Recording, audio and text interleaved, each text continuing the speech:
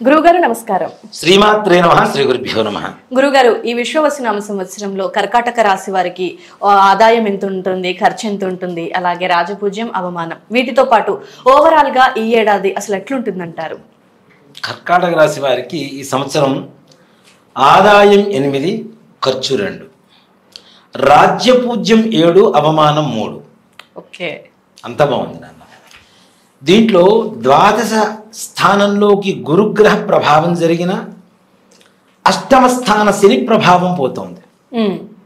మన అష్టమంలోకి రాహు వస్తున్నా కేతువు ద్వితీయ స్థానంలో ఉన్నతమైనటువంటి యోగంలో కలుగజేయబోతున్నాడు. ఉద్యోగాలలో ప్రమోషన్స్, అనుకున్న దానికంటే రెట్టింపు ధనం ఆదాయం రావటం, విశేషమైనటువంటి భూగృహ యోగాలు. భూగృహ యోగాలు నిజంగా మాట చెప్పాలంటే కర్కాటక రాశి వారికి ఈ సంవత్సరం మొదట్లో ఒకసారి ఇల్లు కొనడానికి ప్రారంభించండి, మరలా సంవత్సరాంతం అంట మరలా ఉగాది లోపల ఇంకో ఇల్లు కొంటారు. కానీ సూపర్, అంత విశేషమైనటువంటి భూగృహ యోగాలు కలుగుతున్నాయి. అది కూడా సెప్టెంబర్ తర్వాత నుంచి వాళ్ళు చూసుకుంటే ఒకటి కాదు బహుగృహ యోగాలు అని చెప్తా. అంత విశేషమైనటువంటి యోగాలు ఉన్నాయి.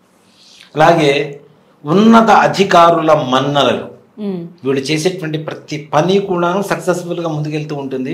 పైన ఉన్న వాళ్ళకి ఆనందమే కదా, వాళ్ళ దగ్గర పనిచేస్తున్నటువంటి వాళ్ళకి, అవునా? కాబట్టి ఉన్నతమైనటువంటి యోగ కాలంగా చెప్పుకోవచ్చు.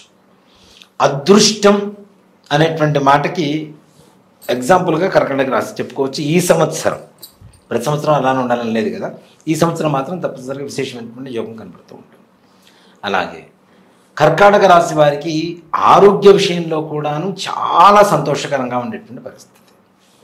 భార్యాభర్తలు ఎక్కడెక్కడో ఉద్యోగాలు చేస్తున్నా, ఎక్కడెక్కడ విడిపోయి ఉన్నా, కోర్టు వ్యవహారాల్లో ఉన్నా, చిన్న సంకల్పం చేస్తే తప్పనిసరిగా కలిసిమెలిసి ఆనందంగా ఉండేటువంటి పరిస్థితులు కనబడుతుంది.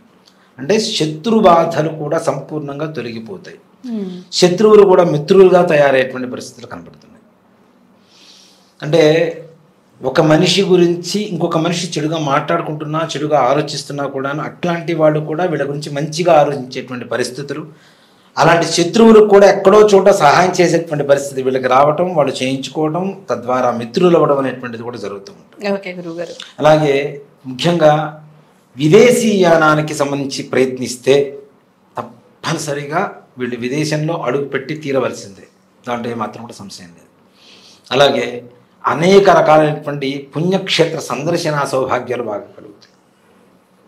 ఒకే స్థానం, ఒకే ప్లేస్ కాకుండా రకరకాలుగా వీళ్ళు ఎప్పటి నుంచో మనసులో ఉన్న యాత్రలు ఏవైతే ఉంటాయో వాటి సంపూర్ణమైనటువంటి సందర్శన సౌభాగ్యం అనేటువంటిది వీళ్ళు కలుగుతూ ఉంటుంది. ఇక విద్యార్థులు మంచి ఉన్నతమైనటువంటి స్థానానికి వెళ్తూ ఉంటారు. ఇంట్లో వివాహాది శుభకార్యాలు తలిచిన వెంటనే జరుగుతూ ఉంటాయి.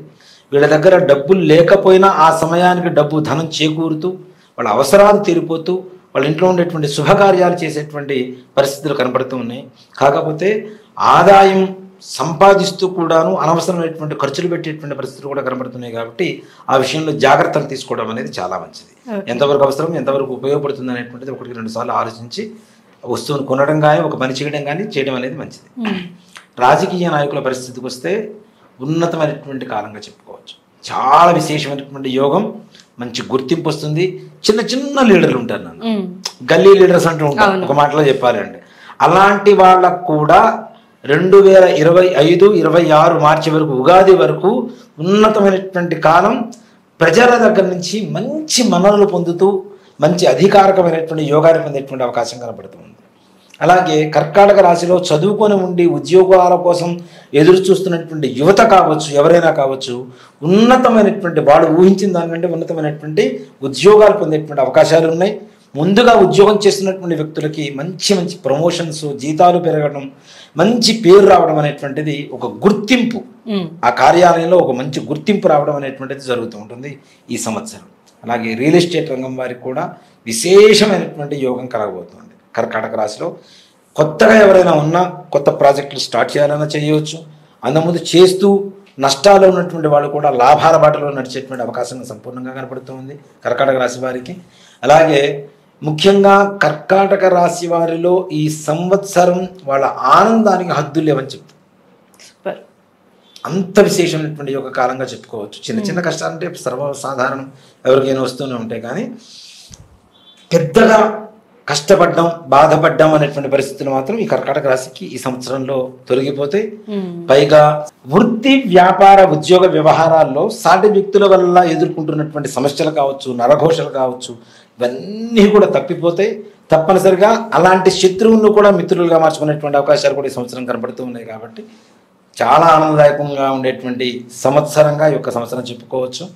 ఈ కర్కాటక రాశి వాళ్ళు ముఖ్యంగా శివాలయానికి ప్రదక్షిణాలు చేస్తే, అది కూడాను మనం సాయంకాల సమయంలో ఎక్కువగా చేయమని చెబుతూ ఉంటాం. ప్రదోష కాలంలో చండీశ్వర ప్రదక్షిణాలు చేస్తే వీళ్ళకు ఉండేటువంటి రాహుగ్రహ ప్రభావం కావచ్చు, ఇట్లాంటివన్నీ కూడా తొలగిపోయి విశేషమైనటువంటి యోగం ఆనందదాయకమైనటువంటి సమయంగా ఈ యొక్క విశ్వావసునామ సంవత్సరాన్ని జీవితం గడపవచ్చు. ఓకే గురుగారు, అయితే మరి కర్కాటక రాశి వాళ్ళు ఏ విషయాల్లో జాగ్రత్త వహిస్తే మంచిది అంటారు?